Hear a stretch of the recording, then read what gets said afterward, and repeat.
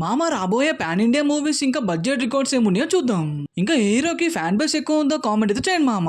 First place లో Ranbir Kapoor the Ramayanam ఇంకా 4000 కోట్లు బడ్జెట్ తోని ఈ సినిమాని అయితే తీస్తున్నారు. అయితే సినిమా 2 పార్ట్స్ గా ఉంటుందని డైరెక్టర్ నితీష్ గారు చెప్తున్నారు.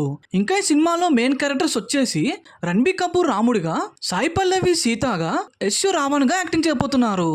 అయితే రామాయణం సినిమాతో రణబీర్ కపూర్ కి హాలీవుడ్ లో ఒక పెద్ద హైప్ ఉంటుందని తెలుస్తుంది మనకి. ఇంకా 2026 దీపావళికి పార్ట్ 1 అయితే రిలీజ్ అయిపోతున్నారు.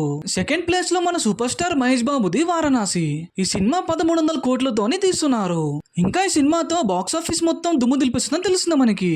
అయితే సినిమా ఆఫ్రికన్ జంగల్ అడ్వెంచర్ లో ఇండియన్ జోస్ టైప్ లో ఈ సినిమాని అయితే తీస్తున్నారు. ఇంకా మన మహేష్ బాబుకి ఒక డిఫరెంట్ క్యారెక్టర్ ఇంకా లాంగ్ హెయిర్ లో కనిపిస్తున్నారు. ఈ సినిమాలో మెయిన్ క్యారెక్టర్స్ వచ్చేసి మహేష్ బాబు, ప్రియాంక చోప్రా ఇంకా పృథ్వీరాజ్. ఇంకా భారీ విఎఫ్ఎక్స్ తో ఈ సినిమాని అయితే తీస్తున్నారు. అయితే ఈ సినిమా 2027 ఏప్రిల్ 7th కి రిలీజ్ చేస్తున్నామని అఫీషియల్ గా అనౌన్స్మెంట్ అయితే చేశారు. థర్డ్ ప్లేస్ లో మన icon star Allu Arjun the రాక. ఈ సినిమా 800 కోట్ల బడ్జెట్ తోనే తీస్తున్నారు. ఇంకా పుష్ప 2 తో 1800 కోట్ల పైగా కలెక్షన్ చేసిన బన్నీ నెక్స్ట్ టార్గెట్ రాక మూవీ అని చెప్పాడు. అయితే డైరెక్టర్ అట్లీ గారు పుష్ప 2 కంటే 10x better action emotion scenes ఉన్నాయని చెప్తున్నారు. ఈసారి సాంగ్స్ ఇంకా విఎఫ్ఎక్స్ తో నేషనల్ అవార్డు కొట్టొచ్చు అని అంటున్నారు.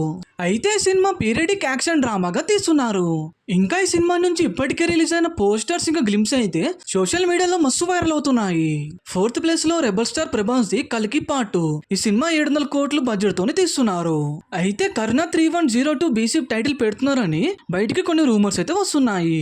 ఇంకా కల్కి పార్ట్ 1 తో 1100 కోట్లు కలెక్షన్ చేసిన ఈసారికి పార్ట్ 2 తో దానికన్నా ఎక్కువ కలెక్షన్ చేస్తామని డైరెక్టర్ నాగ్ అశ్విన్ గారు చెప్పారు. ఈ సినిమాకి అడ్వాన్స్డ్ విఎఫ్ఎక్స్ ఇంకా AI ని యూజ్ చేసి వార్ సీన్స్ ని అయితే క్రియేట్ చేస్తున్నారంట. ఈసారి రెబల్ స్టార్ హిస్టరీని క్రియేట్ చేస్తారని ఫ్యాన్స్ అయితే అంటున్నారు.